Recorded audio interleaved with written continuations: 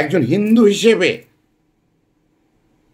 আমি ডক্টর অশোক গুপ্তা, আমার বাবা স্বর্গীয় বাবু সুনীল গুপ্ত, উনি প্রয়াত প্রেসিডেন্ট শহীদ জিয়াউর রহমান সাহেবের সাথে ওনার মন্ত্রিসভায় মন্ত্রিত্ব করেছেন। উনি 1919-এ শ্রী মহাত্মা গান্ধীজির সাথে বন্দে মাতরম আন্দোলনে উনি জয়েন করেছে যখন ছাত্র জীবন। সুতরাং এই যে আমার পিতৃদেব এবং তাদের যে যে রাজনীতির ধারা, ভারত বাংলাদেশের মধ্যে যে সম্পর্ক, 1947-এর আগে তো আমরা একটাই দেশ রয়েছিলাম, এবং সেই স্বাধীনতার পার্ট তো সবচাইতে বেশি প্রাণ দিয়েছে বাংলাদেশের প্রতিলতা ওয়েদ্দার, মাস্টারদা সূর্য সেন, এই যে ক্ষুদিরাম, এই বাঙালিরাই তো ব্রিটিশদের কাছে সবচাইতে বেশি প্রাণ দিয়েছে। সুতরাং আমি আমার এইটুকু এই জন্য বললাম যে আমি রিপ্রেজেন্ট করতেছি হিন্দু সমাজকে এদেশের। সুতরাং আমি জানি এখানে কি হচ্ছে। এখানে আমি আপনাদের গ্যারান্টি দিয়ে বলতে পারি, এখানে হিন্দু, মুসলমান, বৌদ্ধ, খ্রিস্টান সব মানুষ প্রকৃত সৌহার্দ্যের সাথে, শান্তির সাথে হাতে হাত মিলিয়ে বসবাস করতেছে। আপনারা এসে দেখলে অভিভূত হবেন যে কত সৌহার্দ্য ভালোবাসায় একে অপরকে ধরে রেখেছে। আপনাদের সবাইকে আমন্ত্রণ। শুভেন্দুদা আসবেন আমাদের দেশ ভ্রমণের জন্য, সব খরচ, সব দায়িত্ব। আমি যেটুকু না পারবো আমি বাংলাদেশ সরকারের কাছে যাব, আমি মাননীয় প্রধান উপদেষ্টার কাছে যাব সিকিউরিটি ফ্যাক্টরটা, আমি আরও কিছু যদি প্রয়োজন হয় ওনার পারমিশন নেব। কিন্তু আপনাদের খরচ বরচ, এই যে ফার্স্ট ক্লাসের টিকিট থেকে শুরু করে সব আমি অশোক গুপ্ত আমি বহন করব। আর সবাইকে, সমগ্র ভারতবাসীকে আমার পক্ষ থেকে প্রণাম, সালাম এবং আদাব। দেশের বহমান পরিস্থিতির প্রেক্ষাপটে আমি দায়িত্বশীল একটা অবস্থানে থেকে একটি ভিডিও না করে পারছি না। আমি আমার পরিচয়টা দেশবাসীর কাছে জানিয়ে দিচ্ছি। আমি জাতিসংঘ তথ্য একাডেমির স্থায়ী সদস্য এবং বাংলাদেশ জাতীয়তাবাদী দলের একজন সদস্য। বহমান প্রেক্ষাপট ভারত বনাম বাংলাদেশ এবং ভারতের যে বর্তমান যে এটা চলতেছে, ভারতের যে প্রোপাগান্ডা, অর্থাৎ যে তথ্য সন্ত্রাসে 49টি ভারতের মিডিয়া প্রতিনিয়ত দিনের পর দিন মিথ্যা এবং বিভ্রান্তিকর তথ্য দিয়ে বিশ্বের কাছে বাংলাদেশের মর্যাদাকে ক্ষুণ্ণ করার অপপ্রচেষ্টায় লিপ্ত, তার উদ্দেশ্যে কয়েকটি কথা বলা একান্ত প্রয়োজন। পতিত সরকার শেখ হাসিনা 5ই আগস্ট পতন হওয়ার পর এই বাংলাদেশে থেকে সে পালিয়ে যায় ভারতে। তার শাসন আমলের যে 16টি বছর এবং তার যে ভারত প্রীতি, অর্থাৎ ভারতের এক ধরনের কৃতদাসত্ব স্বীকার করে যে রাষ্ট্র পরিচালনা করেছে, তারই ইঙ্গিত বহন করে। শেখ হাসিনা ভারতে গিয়ে পালিয়ে শত সহস্র আমাদের সন্তানকে এখানে গণহত্যার মতো মারাত্মক অপরাধ করে সে ভারতে গিয়ে আশ্রয় গ্রহণ করেছে। এই আশ্রয় গ্রহণের পরপরই ভারতের সাথে আমাদের যে সম্পর্কের টানাপোড়েন শুরু হয়। একটা পর্যায়ে ভারতের বিভিন্ন মিডিয়া থেকে বিভিন্ন ধরনের অপতথ্য প্রচারে লিপ্ত থাকে ভারতের এই সব মিডিয়াগুলি। এর মধ্যেই তারা বাংলাদেশের সংখ্যালঘু সম্প্রদায়, আমি বলবো না যে সংখ্যালঘু, বাংলাদেশি বাঙালি আমি বলবো, কিন্তু ওনাদের প্রেমের, ওনাদের উচ্ছ্বাসের জায়গা থেকে, ওনাদের মিথ্যার জায়গা থেকে ওনারা এত অপপ্রচার করতেছে, এমন সব শব্দ প্রয়োগ করতেছে তাদের টেলিভিশন এবং বিভিন্ন মিডিয়াতে, যে ঢাকা শহরে লাশের পর লাশ, বাংলাদেশের বিভিন্ন অঞ্চলে শত শত মন্দির ভেঙে ফেলা হচ্ছে, হিন্দু সমাজের ব্যবসায়ীদের ব্যবসা করতে দেওয়া হচ্ছে না। আমি গ্যারান্টি দিয়ে, আমি নিজের হয়ে আমি গ্যারান্টি দিয়ে বলতে পারি, বিগত 1 মাসে আমি টেকনাফ থেকে তেঁতুলিয়া পর্যন্ত বিচরণ করে প্রায় 60টি জেলায় ঘুরেছি এবং দেখেছি, কথা বলেছি প্রত্যেক ধর্মের মানুষের প্রতিনিধির সাথে। তার মধ্যে রয়েছিল হিন্দু, মুসলমান, বৌদ্ধ, খ্রিস্টান। সবাই সম্প্রীতি, শান্তি, সহযোগিতা এবং ভালোবাসার মাধ্যমে এই বাংলাদেশে তারা অবস্থান করতেছে, বসবাস করতেছে। কিন্তু আমাদের এখানে বুঝতে হবে, আমাদের বিশ্লেষণ করতে হচ্ছে আজকে, কেন ভারত আমাদের উপর এই আগ্রাসন নীতি, অর্থাৎ বর্তমানে যে নীতিটা, এইটা শুরু হয়েছে আমাদের চিন্ময় দাস, অর্থাৎ চিন্ময় দাস নামে জনৈক ভদ্রলোক, যিনি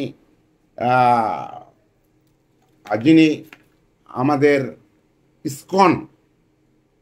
ইসকনের একজন প্রভু, চিন্ময় দাস। উনি ইসকন থেকে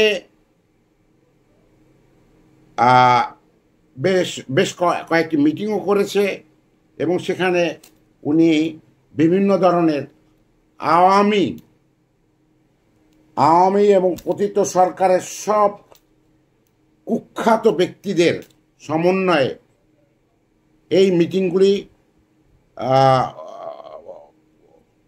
তৈরি করেছে এবং সেখানে চিটাগাংয়ের লালদিঘির মাঠে যে লক্ষ জনতা সে জড়ো করেছিল, সেইটা আসলে কেউই এই ইসকনের সদস্য নয়।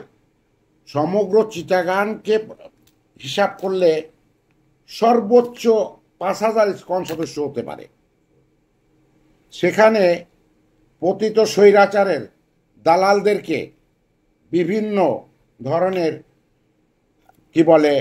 ধুতি, বিভিন্ন ধরনের পোশাক পরিয়ে উনি ইসকনের সদস্য বানিয়েছেন। ভারতের কয়েকটি মিডিয়া এর মধ্যে এই প্রভুজির, চিন্ময় বাবুর বক্তব্যের উপর বলতে শুরু করেছে তারা আমাদের দেশের কয়েকটি অঞ্চল তারা দখল করে নেবে। আবার ভারতের কিছু কিছু নেতাও বলতে শুরু করেছে যে তারা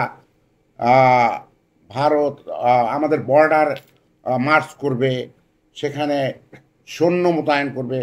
ভারতের সর্বোচ্চ নেতৃত্বশালী স্থান থেকে, নেতৃত্ব দানকারী অবস্থান থেকেও বিভিন্ন ধরনের বক্তব্য তুলে ধরা হচ্ছে বাংলাদেশের বিরুদ্ধে।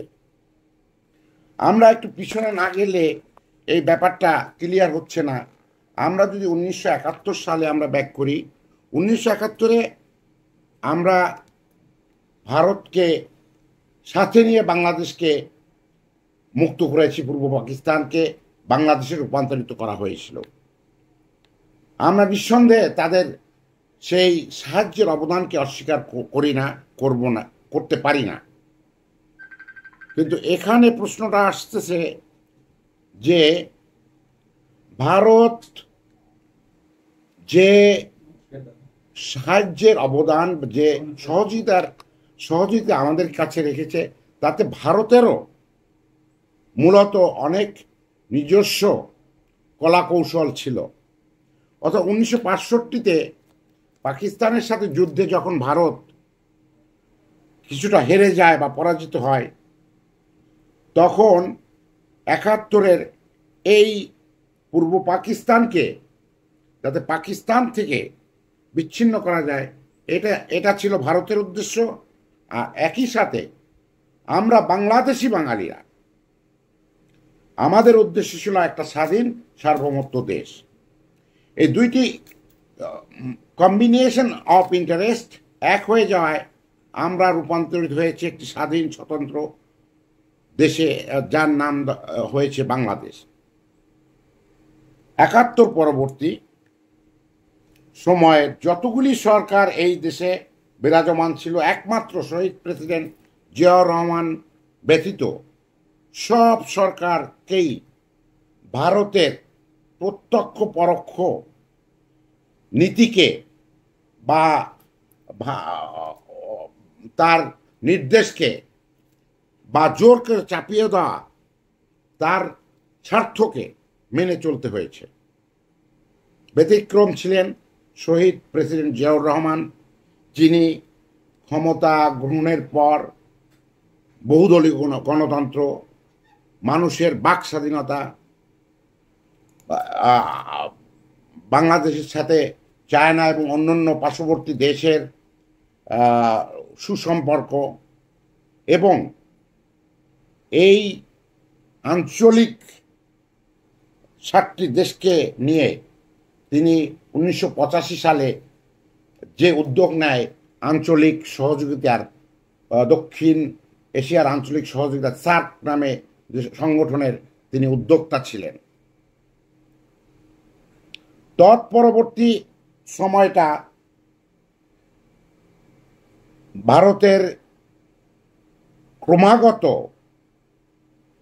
যে ইচ্ছা, অর্থাৎ একটি ভারত সরকার, আমাদের বুঝতে হবে যে ভারত একটা মহান একটা বিশাল দেশ। আমরা কোনোভাবেই এটা অস্বীকার করতে পারবো না যে ভারত একটা বৃহৎ শক্তি, বাংলাদেশের তুলনায় একটা বিরাট বৃহৎ, পৃথিবীর মধ্যে একটি বৃহৎ শক্তি, পৃথিবীর মধ্যে সবচেয়ে বহুল জনসংখ্যা যে দেশটিতে, এবং সেই দেশটি পৃথিবীর সবচাইতে বৃহৎ গণতন্ত্রের দেশ ভারত। সেখানে তাদের দেশের গণতান্ত্রিক প্রক্রিয়া অব্যাহত রেখে পার্শ্ববর্তী দেশের তাদের যে প্রতিবেশী সমূহ, যেমন আমি নাম দিয়ে বলছি, ভুটান, নেপাল, শ্রীলঙ্কা, মালদ্বীপ, এই পার্শ্ববর্তী দেশগুলিকে তারা একের পর এক এদের কাছ থেকে সম্পূর্ণ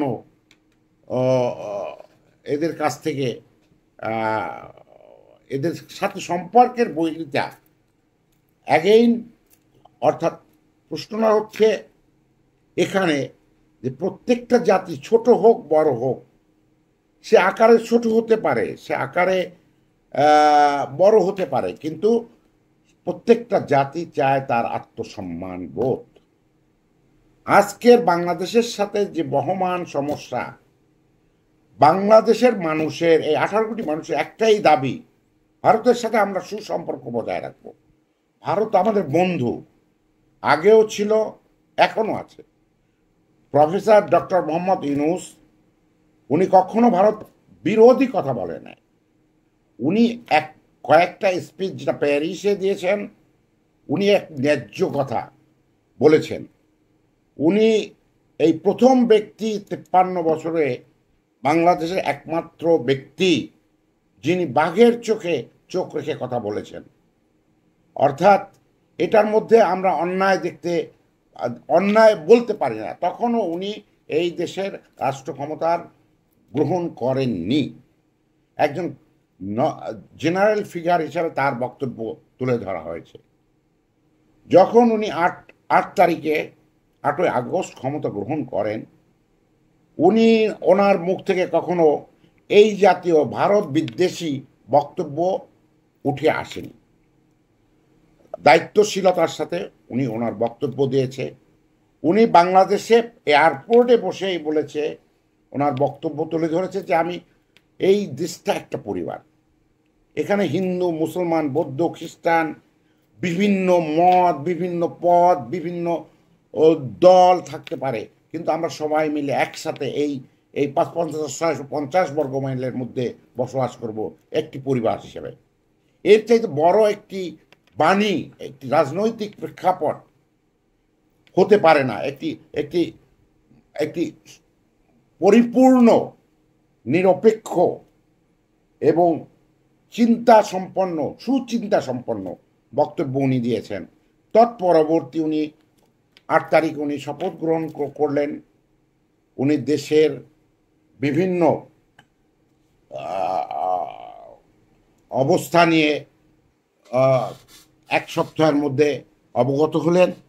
এরপরে দেখা গেল যে যে একটার পর একটা পতিত সরকার বাধা বিপত্তি দাবির নামে তৈরি করে যাচ্ছিল। এর মধ্যে বিশেষ উল্লেখযোগ্য যে দাবিগুলি, সেইটা হচ্ছে যেমন আনসার লীগের এক বিদ্রোহ, 2 নম্বর হচ্ছে যে গার্মেন্টস শ্রমিক বিদ্বেষী লীগ, আফসোস লীগ,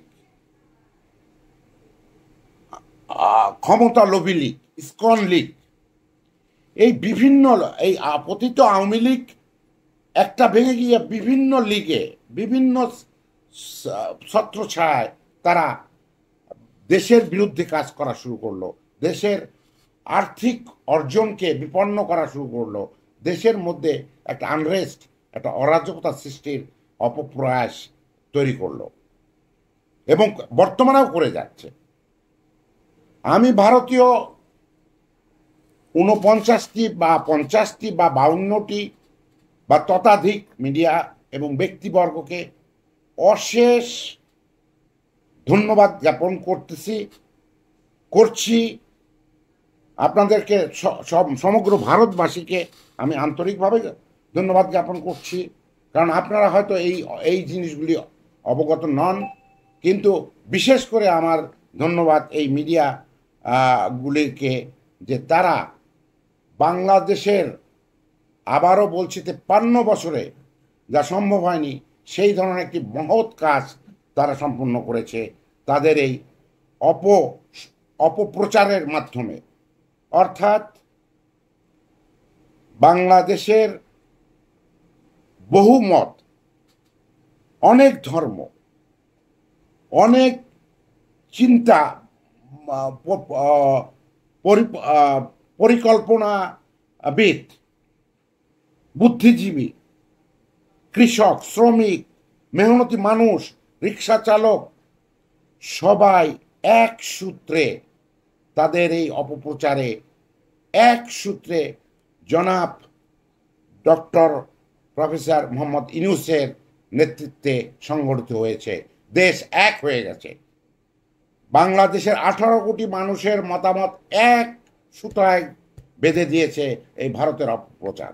তার জন্য বিশেষ বিশেষ ধন্যবাদ ভারতের সকল মিডিয়া যারা অপপ্রচার করেছেন, এবং ভবিষ্যতে আপনাদের কাছে অনুরোধ থাকবে যে আপনারা আরও যেন আমাদের এইভাবে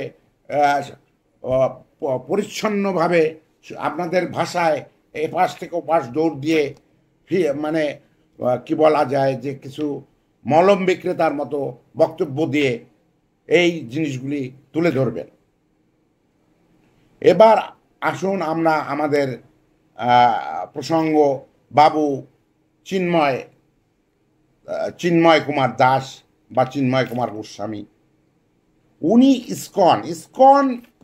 ইসকনের প্রকৃত ইতিহাস সম্পর্কে একটু বলতে হচ্ছে, কারণ ইসকন 1966 সালে নিউ ইয়র্কে এর প্রতিষ্ঠা হয় স্বামী প্রভুপাদের মাধ্যমে। এর মূল ধারণাটা, এর বাস্তব মূল লক্ষ্য, উদ্দেশ্য এবং দর্শন ছিল ভগবান শ্রীকৃষ্ণের ধারণা, ভাবনাকে সমগ্র বিশ্বে শ্রীমদ্ ভগবদ্ গীতাকে অনুসরণ করে সারা বিশ্বে প্রচার করা। এইটা হিন্দু ধর্মের মূলধারার বাইরের, এইটা হিন্দু ধর্মের মূলধারার সাথে কোনো সম্পর্কই নেই। এইটা to make the positive propaganda, অর্থাৎ ভগবান শ্রীকৃষ্ণের যে কর্মকাণ্ডগুলো ছিল তাকে বিলিয়ে দেওয়া বিশ্ব সমাজে।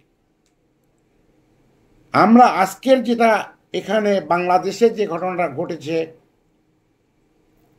স্বামী চিন্ময় দাস কিংবা স্বামী মদন দাস, যেই হোক, যিনি হন, এই স্বামীজি এখানে এই ইসকনের নামে উনি শেখ হাসিনা অর্থাৎ পতিত স্বৈরাচারের সরাসরি কর্মী হিসাবে যোগদান করেছে। অর্থাৎ উনি আওয়ামী লীগের হয়ে লালদিঘিতে মিটিং করে, উনি রংপুরে মিটিং করে, উনি বাংলাদেশের জাতীয় পতাকাকে অসম্মান করে। আমি আমার দেশের পতাকাকে যদি অসম্মান করে, আমি ওই দেশের সিটিজেন হতে পারি না, আমি হতে পারি না ওই দেশের নাগরিক, আমি যে ধর্মেরই হই। আমার সবার চাইতে সম্মানিত আমার পতাকা, আমার মাটি, আমার মানুষ। সুতরাং এই চিন্ময় দাস সেখানে গিয়ে সেই দৃষ্টিকোণ থেকে বড় ধরনের রাষ্ট্রদ্রোহী অপরাধ সাধন করেছে। এই অপরাধের কারণেই তাকে বাংলাদেশ সরকার আইনি প্রক্রিয়ায় গ্রেপ্তার করেছে, বা তার সাথে আরো কয়েকজন গ্রেপ্তার হয়েছে। উনি যদি অপরাধী না হন, ওনাকে বাংলাদেশ সরকার সুসম্মানে ওনাকে ফ্রি করে দেবে। সুতরাং আমাদের স্বামী চিন্ময় কুমার দাস, উনি আর ইসকনের প্রভু না, উনি বাংলাদেশ পতিত আওয়ামী লীগ স্বৈরাচারের একজন সক্রিয় সদস্য হিসাবেই তাকে গ্রহণ করা যায়। এটা আমি না, শুধু বাংলাদেশের প্রত্যেকটি মানুষ।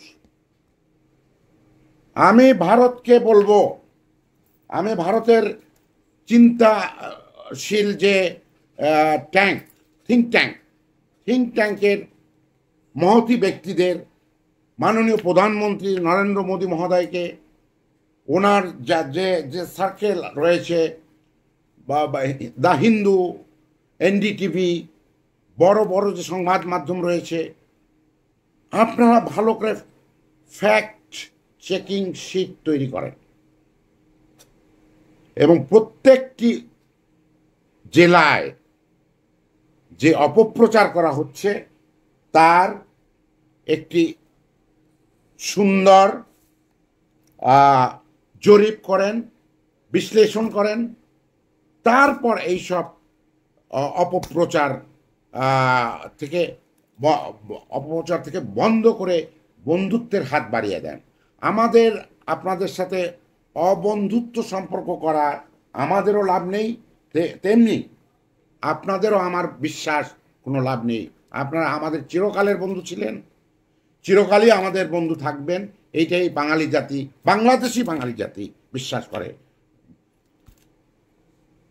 বাংলাদেশ ইন্ডিয়া সম্পর্কে আরও একটু বলতে হচ্ছে যে আমরা যদি একটি সাধারণ হিসাব করি, বাংলাদেশ ইন্ডিয়া আজকে এই কয়েকটি মাস যাবৎ বাংলাদেশের অনেক রোগী, ট্যুরিস্ট, ব্যবসা, এই বিভিন্ন ক্ষেত্রে দুইও দেশের মধ্যে একটি কঠিন সময় পার হচ্ছে।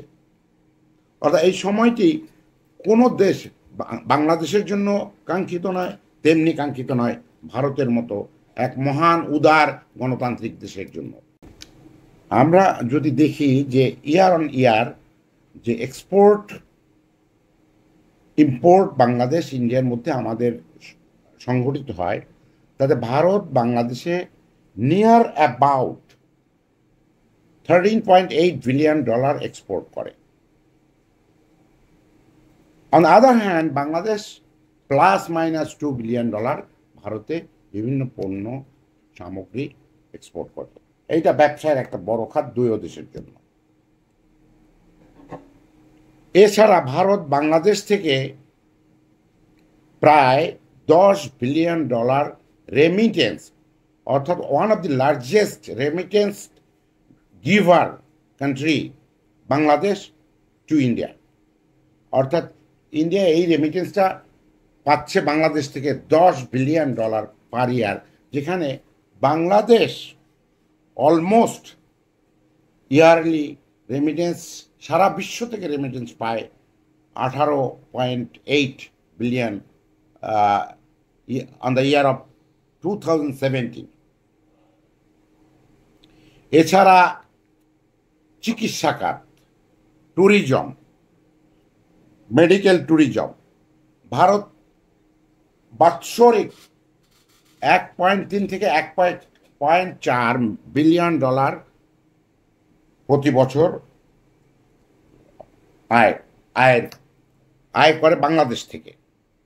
এটা একটা বিশাল বিশাল এক্সপোর্ট পার্টনার, ব্যবসায়িক পার্টনার প্রত্যেকে।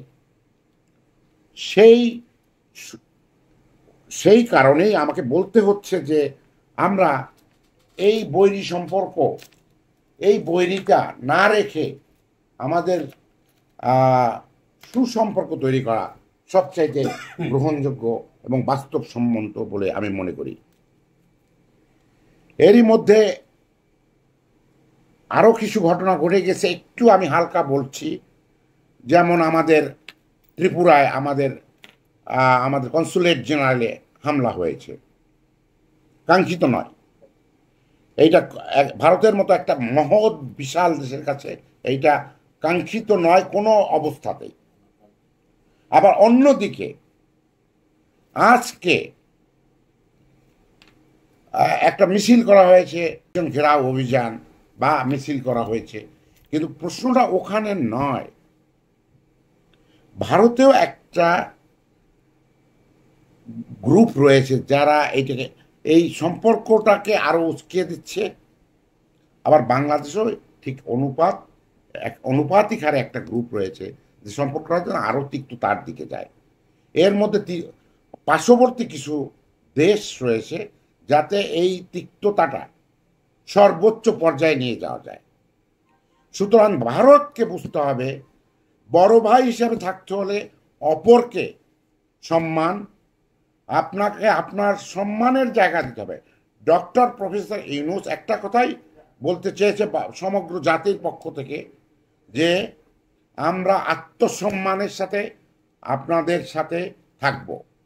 আমরা একটা জাতি, এই জাতির যে আত্মসম্মান, সেই আত্মসম্মান বোধটুকুর সাথে আমরা আপনাদের সাথে সকল সম্পর্ক বজায় রাখবো, সকল বন্ধুত্ব বজায় রাখবো, সকল ট্রেড রিলেশন, ব্যবসা, সব কিছু আমরা বজায় রাখবো। সুতরাং এখানে আমি বলবো যে ডক্টর ইউনূসের প্যারিস থাকার যে বক্তব্যটা, সেইটা আর কিছুই নয়, শুধু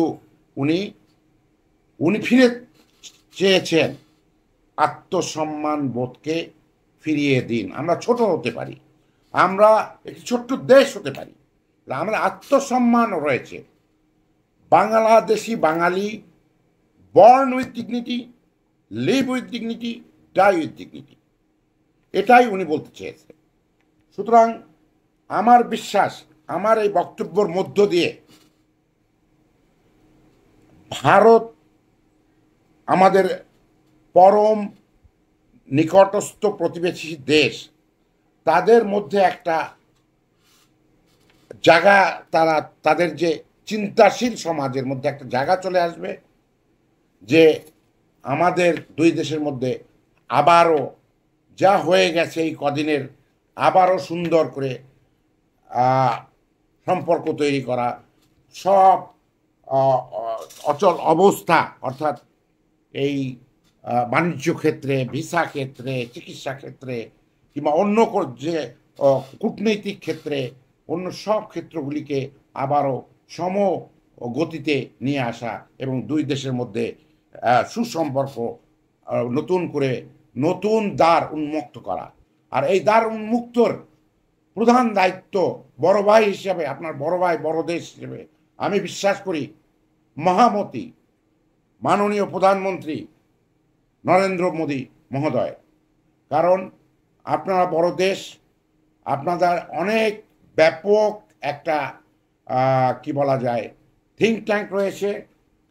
আপনারই একজন সিনিয়র এবং কি বলা যায় রাজনৈতিক অভিজ্ঞতায় ব্যাপক মাত্রায় 3 বারের প্রধানমন্ত্রী, আপনি যে রেকর্ড তৈরি করেছেন আপনার নেহেরু, সেই রেকর্ড আপনি পঞ্চশিলা তত্ত্বে যেটা পণ্ডিত নেহেরুজি অনুসরণ করত, সেই নীতিতে আপনি বাংলাদেশকে কাছে টেনে নেবেন এবং সুন্দরভাবে বাংলাদেশকে আপনি আবারও আমাদের প্রফেসর ডক্টর মোহাম্মদ ইউনূসের সাথে কথা বলে সব আনরেস্ট, সব উত্তেজনা, সব ধরনের বিবাদ ভুলে গিয়ে সুন্দর পরিচ্ছন্ন পরিবেশে আবারও আমরা ভারত বাংলাদেশ ভাতৃপ্রতিম হয়ে এগিয়ে যাব। এছাড়া আমার আর একটি ছোট্ট অনুরোধ রইল, আমাদের যিনি পশ্চিমবাংলার দাদা, এবং শুধু পশ্চিমবাংলার দাদা উনিই নয়, এখানে ওনার সাথে আরও বেশ কয়েকজন রয়েছে যারা বাংলাদেশ সম্পর্কে, বাংলাদেশের লং মার্চ, বাংলাদেশের বিভিন্ন ধরনের বিশ্রী ভাষায় কথাবার্তা বলেন। আমি সব এই শ্রদ্ধেয় নেতাদের, আপনারা শ্রদ্ধেয় নেতা, আমি আপনাদের জুনিয়র, আমি আপনাদের সবাইকে আমার পরম সম্মানিত শ্রদ্ধেয় শুভেন্দু দাদা, যিনি বিজেপির একজন অত্যন্ত প্রভাবশালী নেতা পশ্চিমবাংলার, আমি ওনাকে, আপনাকে, আপনার একটি টিম সহ আমি একজন আমার পার্সোনাল খরচ, আপনাদের টিকিট, আপনাদের থাকা, আপনাদের ট্রান্সপোর্ট, আপনার সুরক্ষা, সব কিছুর ব্যবস্থা করব। আপনারা দয়া করে 5টা দিনের জন্য বাংলাদেশের যে এলাকাগুলি, যে ডিস্ট্রিক্টগুলি আপনারা গিয়ে দেখতে চান, পরীক্ষা করতে চান যে সেখানে হিন্দু নিধন হচ্ছে, সেখানে বৌদ্ধ নিধন হচ্ছে, বাস্তবতায় কি হচ্ছে তা পরীক্ষা নিরীক্ষা করে আপনারা যাতে করে এই এই এই অপপ্রচার বা আপনারা শুনে যেটা প্রচার করছেন সেখান থেকে বেরিয়ে আসবেন। আমার বিশ্বাস আপনারা যদি এই আমার প্রস্তাবে রাজি হন, আমার আমন্ত্রণ খোলা রইল। সবাইকে ধন্যবাদ। বাংলাদেশ জিন্দাবাদ।